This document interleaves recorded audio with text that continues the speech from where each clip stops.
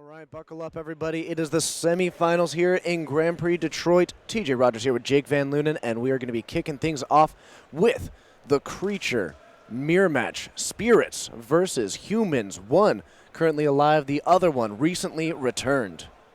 Yeah, I mean, this should be a really interesting match. Both players trying to do very similar things to each other. John Rowe on this Humans deck, his creatures are mostly on the ground. So noble hierarchs from both players to kick things off, but that is going to get followed up by Geist of St. Traft, the 3-mana 2/2 that is an explosive attacker. Yeah, and now Geist of St. Traft is not the best card in this matchup. Paulo Vitor really wants to have flyers that can really only be interacted with via the Mantis Riders out of John Rowe's deck. The problem with Geist of St. Traft is that it's really easy for a card like Thalia, Garden of Thraben, to jump in the way and make that not nearly as impressive. And of course, now she has made herself known on the battlefield, that 2/1 first striker, alongside Champion of the Parish, which is going to be a 2/2. And it looks like we are going to see a Drogskull Captain come down. It's going to give those spirits +1/+1 and hexproof, attack in, and create an angel. Now, this is really great for Paulo because he has the Exalted trigger from the Noble Hierarch, which will happen because the Geist of St. Traft attacked alone before the trigger happened. Then he also gets the +1/+1 here from the Drogskull Captain. This means the Geist of St. Traft is actually a 4/4. So if John Rowe wants to get that Geist of St. Traft off the table, he needs to get rid of both Champion of the Parish and Thalia, Guardian of Thraben. And if he doesn't do so, he's taking 8 damage already. And his opponent has a significantly more powerful board. Oh my, and it looks like that might be the case. We have got to be feeling pretty good. We saw a Misty Rainforest join the battlefield as well, and it's going to be a pass back. Big hit in for 8. Paulo Vitor already setting the pace, something that you really mentioned was a feature of this Spirits deck. Yeah, both of these decks, if one of them is winning, it's because they're flooding the board more than the opponent. The thing the Spirits deck really has going for it is that it rules the sky. And in doing so, it has the ability to dictate race math. It can chump block with some things and then get in a clean attack in the air pretty easily. Now we are going to see Thalia's Lieutenant come on down to the battlefield. That's going to be 2 +1/+1 counters on the Champion of the Parish because a human also entered the battlefield. Noble Hierarch becomes a mighty 1/2 champion. Or I'm sorry, Thalia becomes a 3/2 with first strike. And that Thalia's Lieutenant is going to be joined by another Noble Hierarch, also adding a counter to itself. So this board just exploded on this turn for John Rowe. He added tons of power. Now this Champion of the Parish attacking for a massive 7 points of damage. That's almost as much as that Geist of St. Traft attacked for in the turn before. Both of these players really capable of producing a crippling amount of damage early on. It just is going to be, this big idea of when you're heading into the race, you need to consider how much might be coming back at you. Yeah, and that's what these players need to figure out. This is a race, but it's a race with a lot of complicated math. You need to figure out how much you can attack your opponent for without letting yourself die on a swing back. And that's what these players are really going to be, mulling over in the key turns of the game. Now, this is a deck that is running Collected Company. We have had 4 mana as of yet, but that Thalia holding it back. If there is a Collected Company, having access to this 5th mana might mean that that is now an option. And with Collected Company, especially when you have the potential, there's lords within the deck like this Drogskull Captain or Supreme Phantom. It's always interesting to me when you have this aspect of playing it either proactively on your main phase, reactively on their turn, anything like that. Oh, and it definitely comes up quite a bit. Sometimes you may even want a Collected Company during your main phase before you attack so that you know whether or not you're hitting those lords, to know whether or not you have a favorable attack. But a lot of the time you want to hold it up so that you can use it at instant speed. This allows you to gain a big advantage with cards like Spell Queller or Mausoleum Wanderer. And it is going to be that Geist of St. Traft attacking once more. It is a 4/4 currently, getting that Exalted trigger because that Angel wasn't around when it jumped into this fray alongside the boost from the Drogskull Captain. We get a blocker in the way in the form of that Noble Hierarch, so no damage from the Geist of St. Traft. However, that Angel still able to get across, knock John Rowe down to 8. But a massive board for John Rowe as he gets to untap. This Champion of the Parish currently a 5/5. Thalia's Lieutenant also, and Thalia herself. Yeah, don't be deceived, though, by the lonely 3 creatures here on Paulo Vitor's side of the table, because we talked about Collected Company, and it stinks of collected company right now. Mhm. There is basically nothing else that Paulo could have. John Rowe knows this based on the fact that Paulo just had access to 5 mana on this turn. There's going to be a phantasmal image from John Rowe, and we might be getting a response. Could be something in the form of Spell Queller. Another option. You know, one of the nice benefits about this deck is that it's so loaded up with instant, flash creatures that it can really represent quite a few things. But we're playing around with these 4 lands, maybe considering what else we might be looking at for blocks, as this phantasmal image is likely, or I'm going to be a Thalia's Lieutenant. And there it is. We're tapping that Noble Hierarch for mana. It's going to be taking a look at the top 6. And in that pile, there is actually a Spell Queller. So he could end up using that to eliminate and also getting a Noble Hierarch. That means that he is actually going to get 2 Exalted Triggers if he wants to get aggressive with this Geist of St. Traft. Phantasmal Image not able to come down to the board. And that Spell Queller is a 3/4 because of the Drug Captain. Also has Hexproof. Also worth noting, that Noble Hierarch is a valuable chump blocker here. Right now, this Champion of the Parish could start getting out of hand in the coming turns. And Paulo, he wants to make sure that he's the one who's deciding who's going to win this race. Having that extra body on the ground, that can help him do that.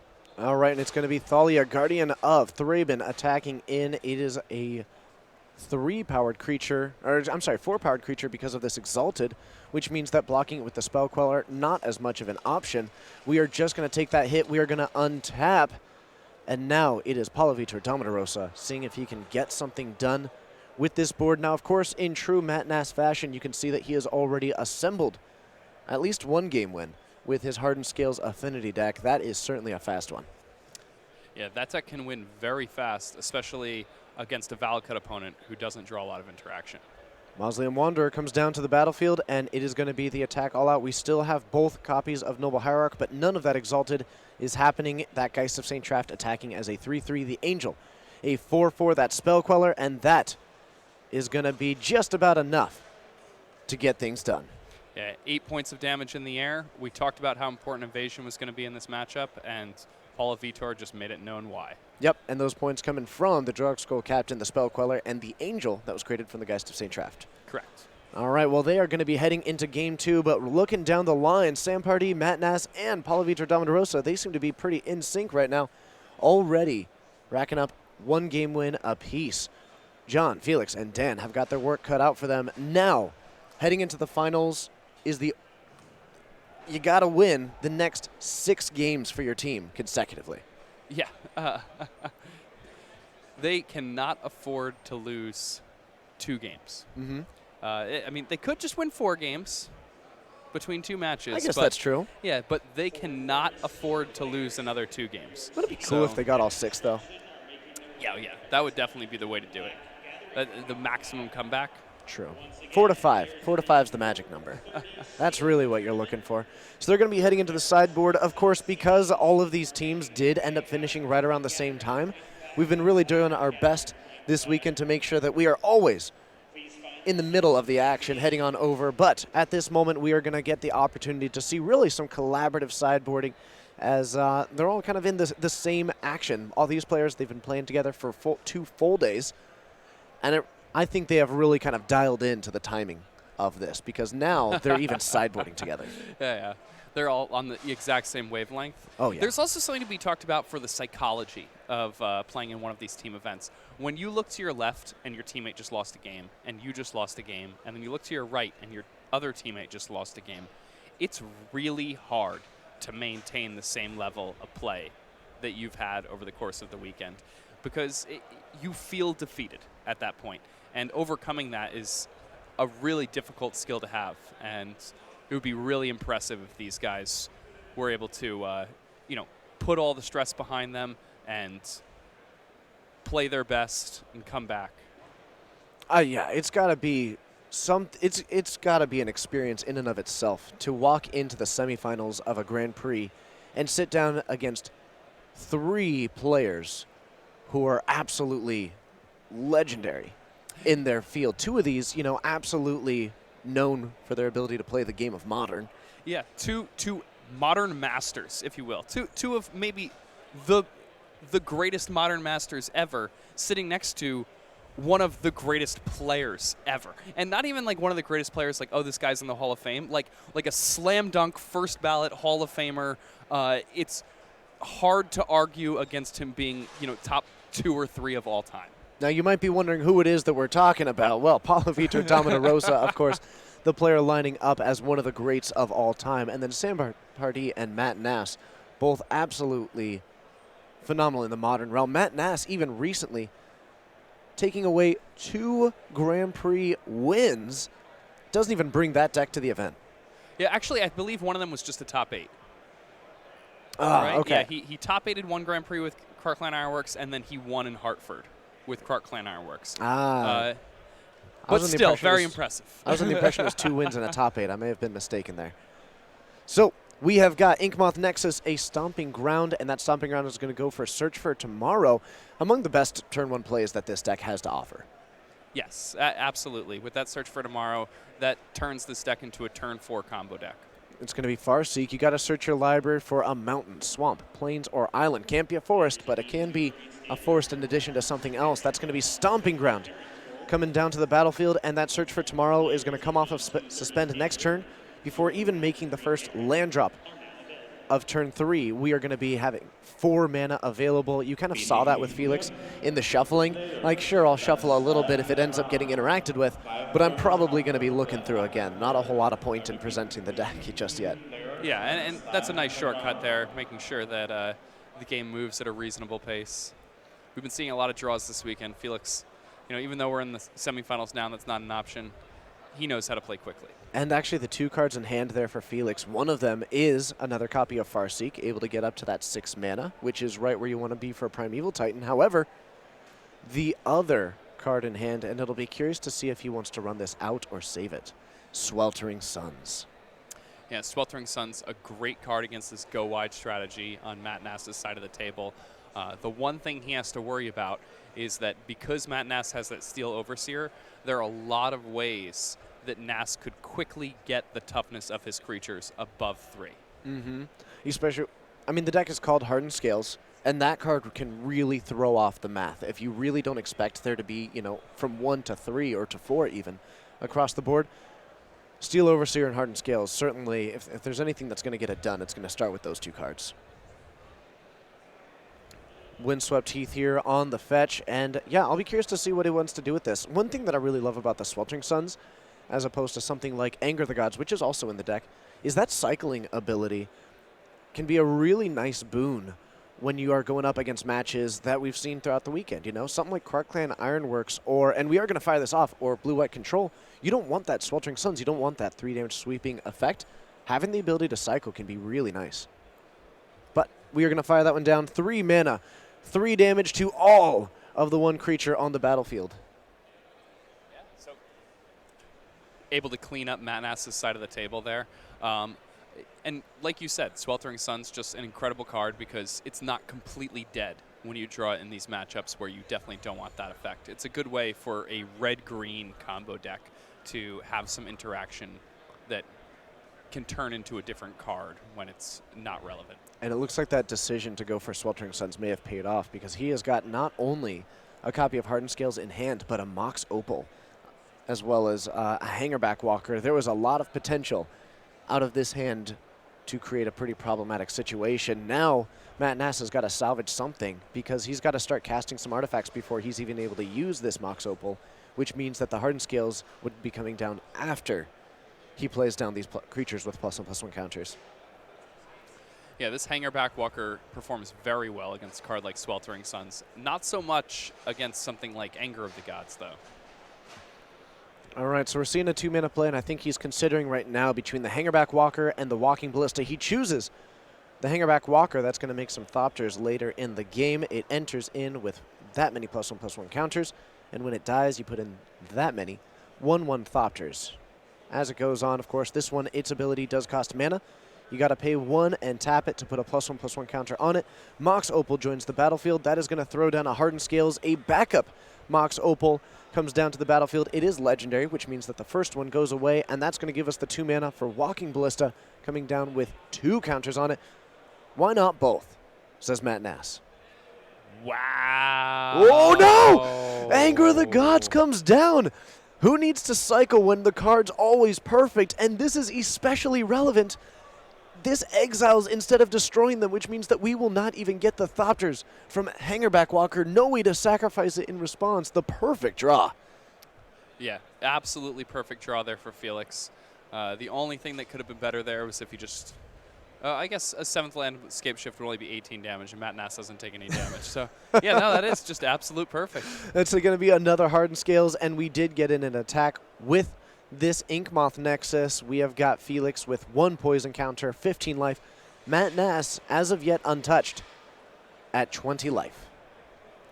No 7th mana yet from Felix. It's just going to be a pass back, but that means that that card in hand is something. Yeah, it means that it's a reactive card. If it was a land, Felix would be playing it. If it was a ramp spell, he would be playing it so that he could potentially make his cards more powerful. And Lightning Bolt, the answers just keep coming together for Felix. This has been a pantheon of what he wanted to draw here in Game 1. Or actually, in Game 2. My apologies. It's the first game that we're seeing out of it. But Arcbound Worker is going to join the battlefield. Now, it is normally modular 1, just a single +1/+1 counter, but it's got some Hardened Scales. It's been really working on its defense, and it's going to drop in as a 3/3. 7 mana currently available for Felix. He does find that last land, 1 card in hand. Both of these players kind of living off the top right now. That tends to happen in a lot of modern matchups. These decks in particular tend to not have a lot of card selection. Escape Shift is exceptionally powerful, but it finds itself in a lot of situations where it's living off the top of its library. The thing is, when you're playing with Primeval Titans and Escape Shifts, those are cards that when you draw them off the top, even if you have nothing else going on, they're often good enough to win the game on their own. Looks like we are going to see a 1-mana play in this Mox Opal. What is it going to be? This is the kind of deck that, you know, in Ancient Stirrings can be a really nice way to... It's the only access that they have, but we're actually going to float a mana off of that, play down another Mox Opal, and it's going to be an animation module that finally comes down. Now, this is a card that it allows him to hold up 3 mana, and this might be a situation where he intends to proliferate, if you will, the poison counter, use that 3-mana ability to choose a counter on target permanent or player, and give that player another kind. No, we're in fact going to go for the Arcbound Worker, and part of the reason for that is because of the Hardened Scales. That is going to turn it into a 6/6 that attacks in. Felix down to 9. Yeah, that Arcbound Worker is going to grow really fast here thanks to Animation Module, and Animation Module has been incredible all weekend as we've watched it. We've watched Matt Nass create tons and tons of servos by spending mana as he's putting more counters on Arcbound Ravagers. And I think it's just lands in hand for Felix. After having the Sweltering Suns, the Anger of the Gods, and the Lightning Bolt, he has got no answer that I can tell to this massive Arcbound Worker, which is going to be a 9/9 heading into combat this turn. That would be exactly enough to finish this game out. If Felix, I saw a couple of lands. If there's some other card that I'm not seeing. Yeah, I don't know what kind of card could deal with a creature this size right now. It's going to be attacking for 9. This Worker needs to get a raise. You know, this is a 9/9 he's about to be? Clearly management material. He has a 9/9. I don't think he should really just have worker status anymore. All right, well, we have got the attack in. No response as of yet, and unless there is a mysterious Ancient Grudge that I am not seeing, this is going to be a 9/9 Arcbound Worker. Give him a raise. All right, that is going to do it. Felix falls to Matt Nass. John Rowe able to get a game against Paulo Vitor Rosa. So John Rowe holding on to hope for his team, but it's going to come down to Dan Lanthier and John Rowe. Let's jump on down to Dan versus Sam Pardee. Pardee on Hollow One. Yeah, things looking pretty good for Dan right now, though. Rest in peace on the battlefield, and this card is quite strong against the Hollow One strategy. Turns off things like Blood Gas, things like Flamewake Phoenix, and generally just makes a lot of what the deck is trying to do worse. That Jace the Mind Sculptor is a good way to interact with Hollow One. It's a good way to interact with Delve creatures. You can return those things to your opponent's hand, where they will either have to have another discard outlet to get it out of their hand, or have a lot of things in their graveyard to delve away, which they obviously will not because of Rest in Peace. So currently, you have to like Dan's spot here. Yep, Jace the Mind Sculptor, a Field of Ruin, and Rest in Peace holding the line, and eventually with one more land, he'll be able to put together that Celestial Colonnade. And it looks like we might be firing off this Field of Ruin in response to this attack at Jace.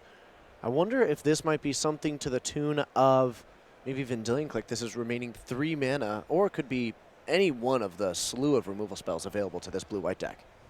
Oh, yeah. It still, at this point, could be just about anything.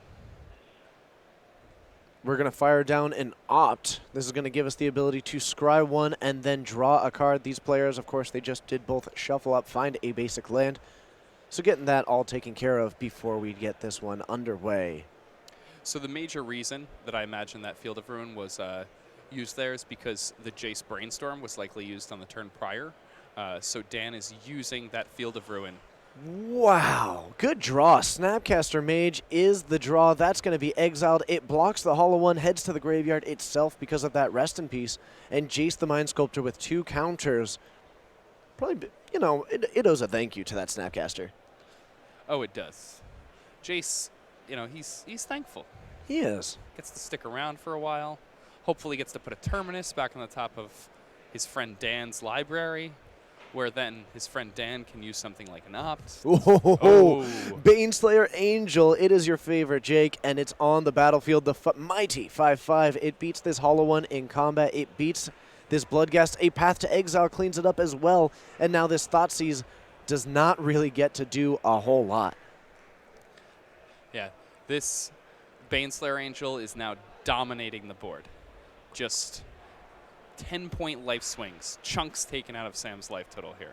With only 3 mana remaining, we can't use anything like a Faithless Looting out of the graveyard. That means that I'm going to say this blue-white control looks like it has just about locked up this game via Baneslayer Angel. So we're going to jump on over to Humans versus Spirits. Supreme Phantom lining up against the champion of the parish. We have also got Thalia's Lieutenant, so both of these cards rocking a +1/+1 counter at the moment. Supreme Phantom, the 1/3 recent addition. Other spirits you control get +1/+1. One of these 2-mana lords, always powerful. Absolutely. One of the things that John Rowe really has going for him in this game is that he had the turn 1 Ether Vial. This means that he's going to be able to develop out his board very quickly. If he has 2 lands along with the Vial, he'll likely be able to empty his hand much quicker than Paulo will be able to. If his hand has enough gas, this could power his way to victory. And we've currently, now there's that Dramoka's command. Are we going to see a +1/+1 counter on the Phantom and then fight a creature you don't control pointed at that Thalia's Lieutenant? You got to love this. Dramoka's command, always a card that when it shows up in a list, I'm happy. It just does all cool things. And Dramoka's Command, a pretty impressive card. Super powerful sideboard option against many things in Modern right now.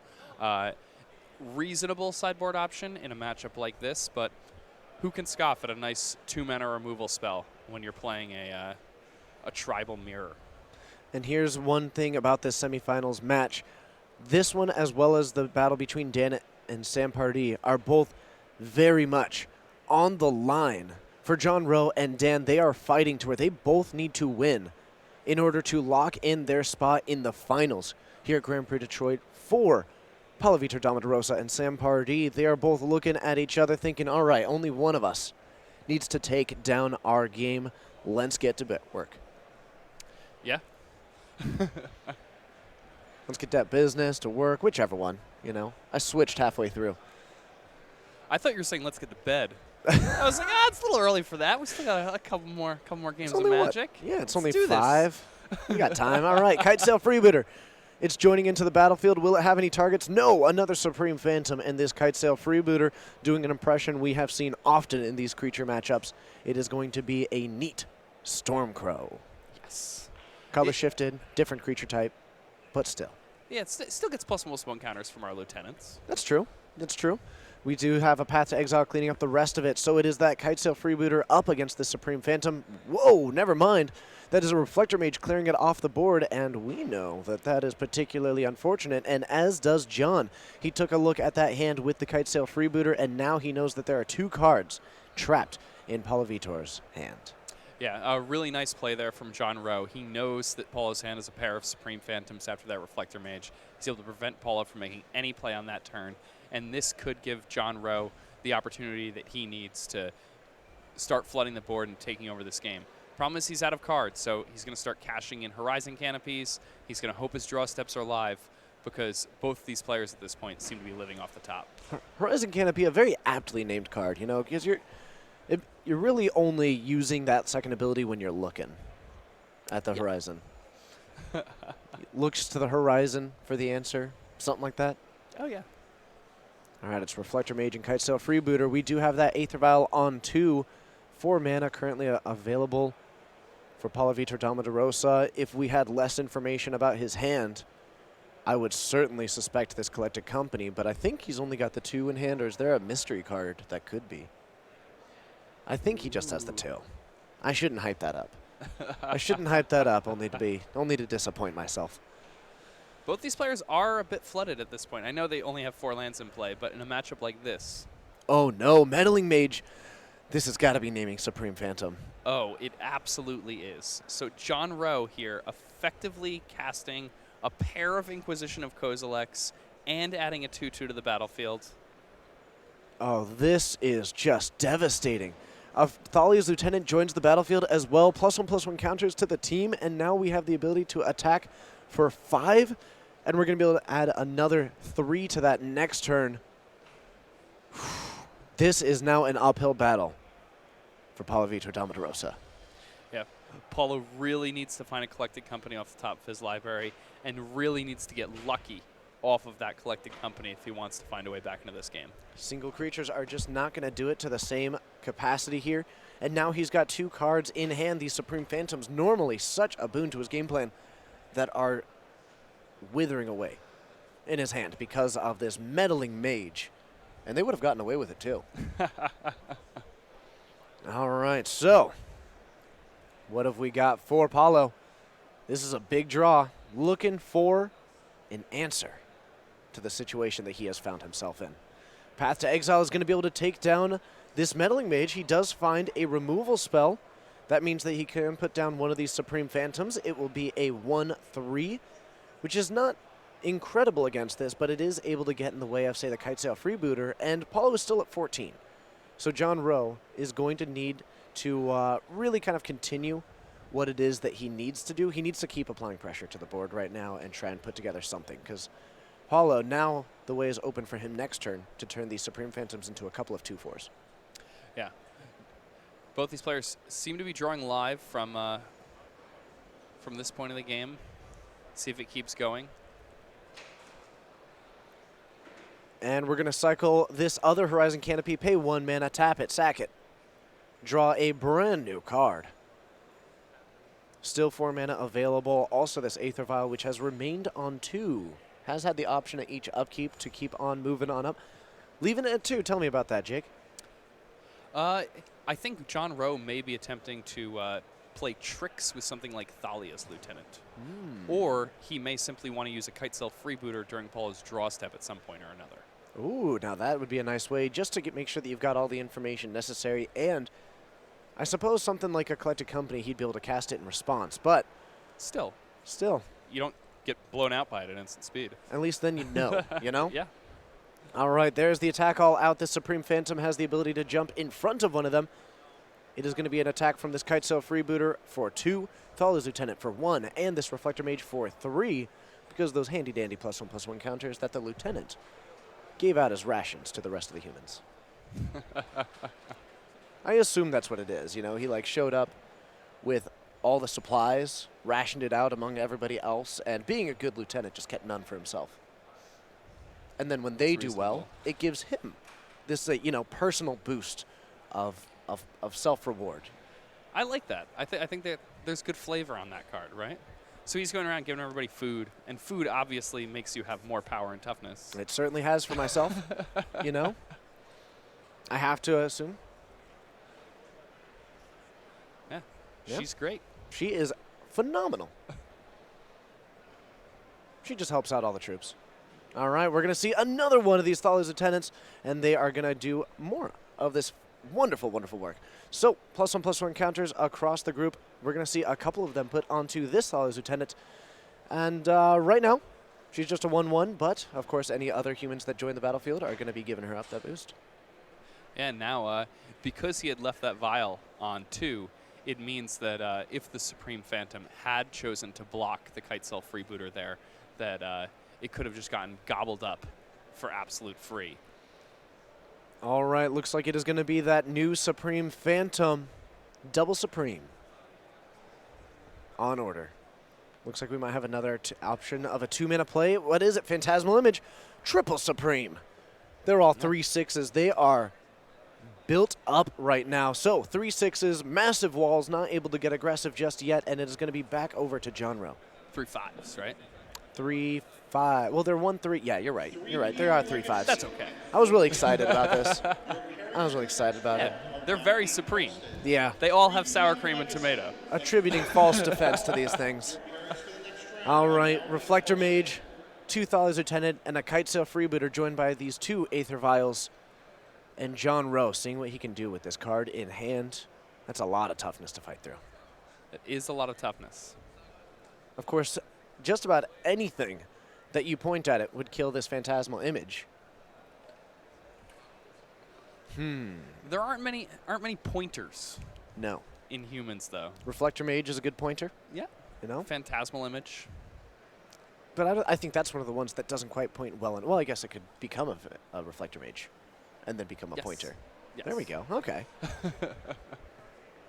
As long as there's another Reflector Mage, then Phantasmal Image is a great pointer. Yes. All right. Just has to join forces. It has to learn from its friends. Don't we all? You know? It's true. That's why I'm so glad that you're here, Jake. That's Always why a I'm nice, glad that you're here. always a nice opportunity to learn from you here in the booth. Your perspective, always amazing. Drug Captain eliminating that Phantasmal Image ability. That's going to be another boost to this team. Now they've got 6 toughness. Oh, yes, they do. They have got that +1/+1 and hexproof to the team. That means that each of these Supreme Phantoms, while individually they might be a 1/3, of course, 3 of their friends helping them out, and that is going to make them into 4 6s, and we're going to get aggressive with this Phantasmal Image. It's a 5/5 Drogskull Captain, a bunch of 4/6 Supreme Phantoms. It's not a bad 3-mana investment. Not at all. And to think Paulo was having to pass the turn because he had a pair of Supreme Phantoms stranded in hand just a few short turns ago. Oh, absolutely. Finding that path to exile for the Meddling Mage was a really big opportunity for him. Yeah, that was definitely the turning point of this game. It was very exciting. And of course, you know, beyond that, he's also had the ability to really continue assembling what he's doing. That Phantasmal Image, that Drogskull Captain. Oh, yes. Riders of Gavany crashes in, and that means that it is nothing but amazingness. The sideboard card that is my favorite right now crashes in, and these humans are unable to be startled by these ghosts and spirits. Crashing in. Riders of Gavany getting it done. Oh, the Ghostbusters themselves. Ooh. This is impressive. This is the second time this weekend that we've seen Riders of Gavany cast, and both times we've seen it, it has just outright won the game the moment it came down. That card doesn't quit. I don't think that actually does anything, though. Oh, no, it does. It does. It does. That's not until end of turn. That's permanent. Path to exile. They no longer have protection from spirits. They don't. The path to exile eliminates it again. The last card for Paula Vitor. Nothing but live hits. And now 2 of these get in front of Reflector Mage. This 5/5 gets in front of the Thales Lieutenant. Oh, my goodness. What a blowout. Wow, Paulo with 2 perfectly timed Path to Exiles, found them when he needed to, held on to them in situations where a lot of people may have been tempted to fire them off on a very large Thalius Lieutenant, and was massively rewarded. You know, I've seen this card little enough, and I've always lost to it once it came down, that I really thought that was until end of turn. It never mattered to me that I could have removed it. Oh, you thought it was the trigger? Yeah. I know it's right there on screen. Man. All right, more Drogskull Captains. Now they've all got hexproof, and this is quite the aerial assortment. Drogskull Captain, they've all got +1/+1, turning them all sideways, and that is going to be a win for Paulo Vitor Domoderosa. Wow. That was out of nowhere that path to exile, answering the Riders of Gavany. You just couldn't have hoped for more from Ro either. Yeah, my brain practically exploded when I saw the Riders of Gavany. And then Paulo having that path as the last card in his hand. I couldn't have written it up any more beautifully. Oh my goodness. Well, we are going to be diving into the other tables here, trying to get some information. Now, I do know that at one point our other semifinals match already has one decided match, and that is Corson defeating Canal 2-0. Beyond that, last I heard, it was that Lozano and Tinney had both assembled a win of their in. So we're going to be getting that info up there here pretty shortly. I think we might just be reassembling the situation as it is, and there it is. Lozano up against Perez, both now with a game win apiece. It's Tron up against Mardu, and we are joining in just as Ulamog is going to introduce himself to this board state. And Ulamog is quite the card. These Tron decks tend to do very well against Thoughtseize strategies. Jose has a Blood Moon in his hand. Had a Blood Moon on the battlefield as well. It looks like that turn was really defined by a Nature's Claim, eliminating it, which is why we had a tapped Marsh Flats that had been previously used for mana. And now that the Tron lands were unlocked, no longer trapped within this lunar effect, able to come on down, exile a couple of those lands, especially and prioritizing the basics. Really impressive. This Tron deck, the things it's able to do, moves the moon to the side, makes some big waves. Ulamog the Ceaseless Hunger. Hey, but there's a Lightning Bolt there for Lozano. That's nice. I'm always a fan. Yeah, Lightning Bolt's just great. You know? All right, these two Lingering Souls, they're going to try and hold back this Ulamog as long as they can. It is, of course, going to be exiling cards out of the library as well. You know, these Mardu decks, normally you would think if there is a color that can answer something like an Ulamog, it's going to be in that white mana realm. But this Mardu Pyromancer deck generally is going to be a lot more focused on being sort of this black-red deck, using a little bit of access to basics. Is this something to where Jose brought anything to the table that could answer something like this Ulamog, or is he pretty out of luck when it comes down to the indestructible 10-10? New Blood Moon joining the battlefield, by the way. So right now, Jose's best course of action would be to have something like Emrakul, the Promised End, which I don't think he'd be bringing in this matchup. That's a card out of his sideboard. The white mana for his deck is mostly just a splash. But yeah, it's looking really bad for him. So there's the potential of having two Eldrazi on the battlefield on opposite sides. Oh, hold on. Let me do his deck list. I think if I heard right, I heard that Lozano might be playing an Emrakul, the Promised End, out of the sideboard. Oh, definitely not in this matchup. But okay. so it looks like there is Anguished Unmaking out of Ooh. Jose's deck, so he does have a way to get this Ulamog off the battlefield. Okay, he'd lose 3 life in order to do so. It's a Thragtusk that also joins the battlefield for Antonio Perez. He's going to gain 5 life. He's also got access to a beast. But for Jose, the card that he's looking for as he continues to fire off these lightning bolts is not a Blood Crypt. He offers the handshake, and that means that Antonio Perez and William Corson are both going to line up the wins necessary to take down their own semifinals match. That means that we now know who is going to be progressing into the finals here at Grand Prix Detroit. It has been a full day of Saturday, 8 rounds of it. Then they battled all the way up to round 14. They found themselves in the semifinals, and now, victorious, they'll be jumping right up into the finals. So this matchup, we know what one of them is, right? You've got PVDDR, and now our other team is going to be consisting of Coulson, Perez, and then was that Lopez as well, the 3 players that we had? I believe so, yes. All so right. It looks like we are going to have a matchup where, once again, Paulo is up against humans. We are going to have a matchup where Matt Nass is playing his Hardened Scales deck against Tron, which we've seen before. And we're going to have a matchup where Sam Party is playing his Hollow One deck against Jeskai.